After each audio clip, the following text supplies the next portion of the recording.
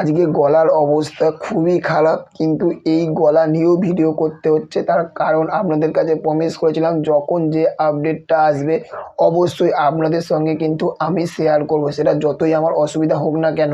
তো চলুন ভিডিওটা দেরি না করে শুরু করা যাক।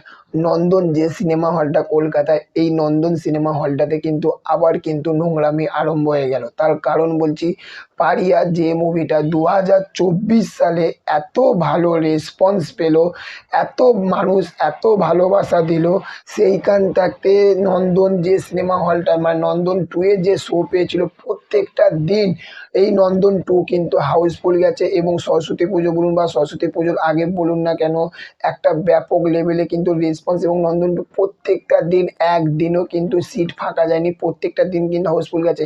এবার সেটা কিন্তু নন্দন 2 এ পেয়েছিল, নন্দন 1 এ পায়নি। তার কারণ হচ্ছে যে এইটা 18+ মুভি, এটা বড়দের জন্য, এটা নাকি ছোটদের জন্য নয়। এবার এই বিষয়টা তো আমি পরে আসছি। এবার ভেবে দেখুন, এই বইটা কিন্তু এই সপ্তাহ থাকতে কিন্তু নন্দন থাকতে সরিয়ে দিল। তার কারণ হচ্ছে নন্দন 2 এ কোনো বই চলবে না, ওখানে একটা ফেস্টিভ্যাল, একটা ফিল্ম ফেস্টিভ্যাল চলছে, এই জন্য চলবে না। কিন্তু নন্দন 1 যে অডিটোরিয়ামটা, যেটা বড় অডিটোরিয়াম, সেখানে কিন্তু আজকে যে শুক্রবার, এখানেও কোনো বই চলবে না। কালকে শনিবার থাকতে বইগুলোকে কনভার্ট করা হয়েছে, দুটো শো চলবে, একটা প্রধান চলছে, একটা ভূতপুরি চলছে। এবার আমার কথাটা হচ্ছে এইখানে, যে ভূতপুরিটা কি বিশাল কি বিজনেস দিচ্ছে, পারিয়ার থাকতো নিশ্চয়ই না। সেখান থাকতে পারিয়া যদি 20 জন দেখতে যায়, ভূতপুরি 2 জন দেখতে যাচ্ছে, কিন্তু তাও কিন্তু ভূতপুরিটাকেই কিন্তু সেখান থেকে নন্দন 1 এ জায়গা দিল। এবার অনেক মানুষ বলতে পারে যে এটা 18+ মুভি, এটা বাচ্চাদের মুভি না। আচ্ছা, আপনাদের যারা বলছেন তাদের কাছে আমি জিজ্ঞাসা করতে চাই, হুব্বা যে বইটা ব্রাত্য বসুর, এই বইটা কি বাচ্চাদের জন্য?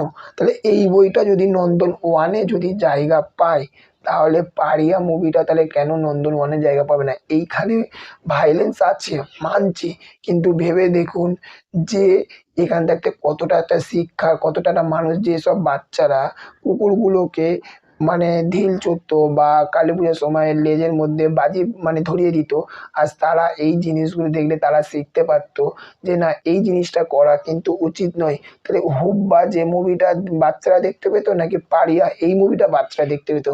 এবার এই কথাটাই হচ্ছে আমার কাছে এইটা।